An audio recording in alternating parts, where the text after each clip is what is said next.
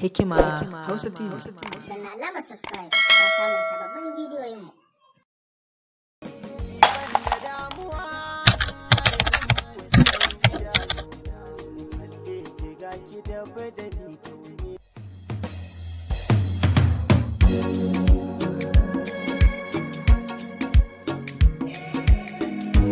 Beat Amjad Records.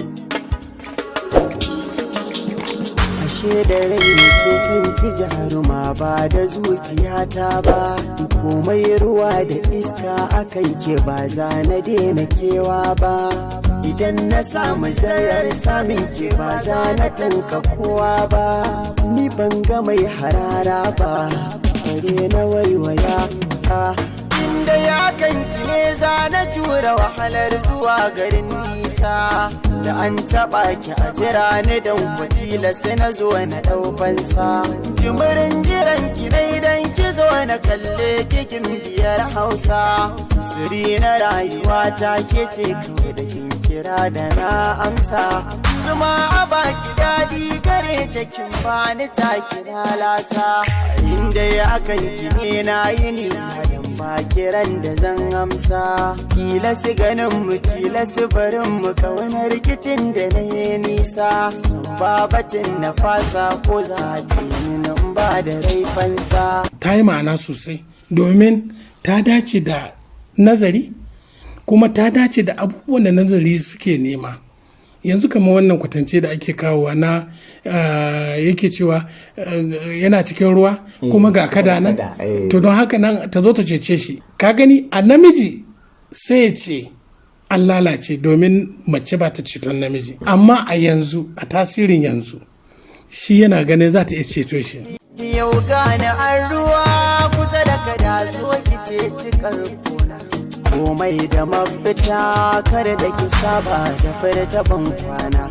Kaga wannan siffantawa ce aka yi wadda Professor Abdulkadir Gambo yake cewa dabbantarwa. An siffanta mutum a matsayin dabba.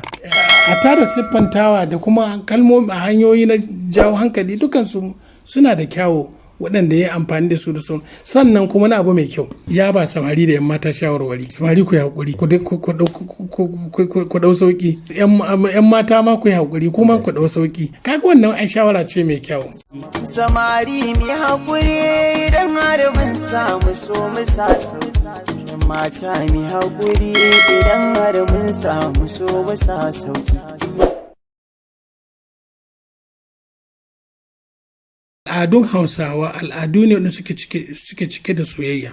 Sannan ita waƙar kuma ta fito da zatinsa da abin nan da zatin ta wata sosai, ta fito da karsashinta, ta fito da abubuwan nata, sai suka ɗoka suna kwatanta.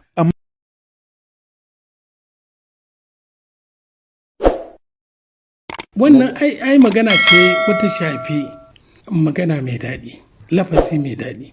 Mace tana son ta gaya mijinta lafazi mai daɗi, lafazi na girmamawa, lafazi na jan hankali, lafazi na siffantawa da kwatantawa, lafazi mai salo mai daɗi a kan nan wuri. To shi a waƙarsa duk ya zo da waɗannan abubuwa, ya zo da lafazi mai daɗi, ya zo da salo, ya zo da siffantawa da kamantawa, sannan ya zo da tsari mai ma'ana, sannan rerawar ma ya yi rerawa ce mai ma'ana.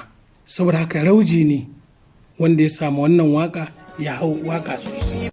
Ban da damuwa har zan buɗe 'yan idanuna, halle ga ki da badali to me za ya damu kalbina.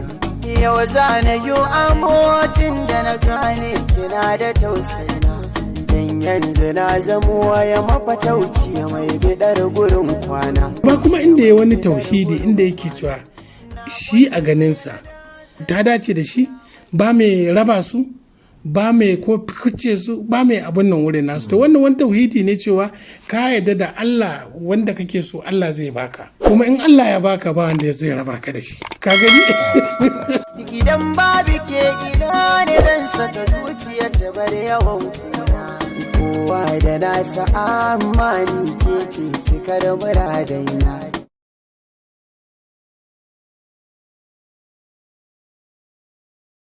yi gudunma ya danganta ga yadda al'ummar hausa take ɗaukar waƙa ɗin. Shi makaɗi ko mawaƙi ya yi waƙa sani domin ya ba da gudunma mai kyau. Domin ko a nazari da muke yi a jami'a, idan waƙa wadda za a yi wa nazari ce, sai waƙa wata ta dace da al'adun hausawa, sai waƙa wata dace da dokoki da sharuɗa na addinin musulunci. Waɗannan su ne waƙoƙin da za a ce a yi wa nazari. Idan waƙa ba ta da waɗannan halaye, ba za a yi nazarin a jami'a ba.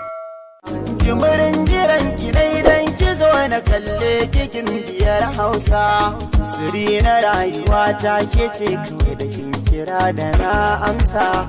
Zuma a baki daɗi gare ta kin bani ta kira lasa.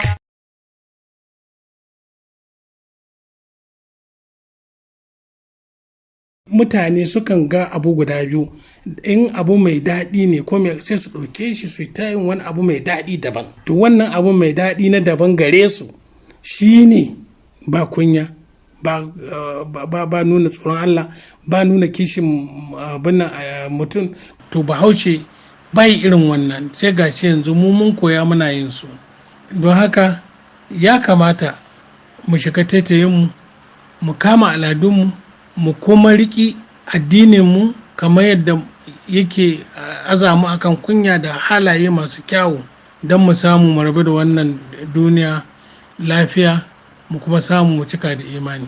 Farfesa Sa'idu Muhammad Gusau na sashen nazarin harsunan Najeriya a Jami'ar Bayero da ke Kano. Duk wanda ke cikin hanta shine jurau, amma fa a gurina so na faranta rai da ruhi ya sa ka zama kamar sarki. Kuma rayuwa da so misali zaina kama da a mafarki. Samari mi haƙuri idan har mun samu so mu sa sauki. Mata mi haƙuri idan har mun samu so mu sa sauki. Masoyi yana da rana ne, masoyi